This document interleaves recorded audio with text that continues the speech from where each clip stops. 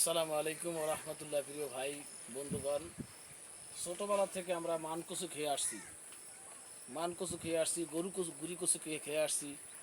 ডাক্তাররা বলছে কচু বেশি বেশি খাওয়া, যাতে চোখের জ্যোতি বাড়ে এবং শরীরের পুষ্টির অভাবটা কমায়।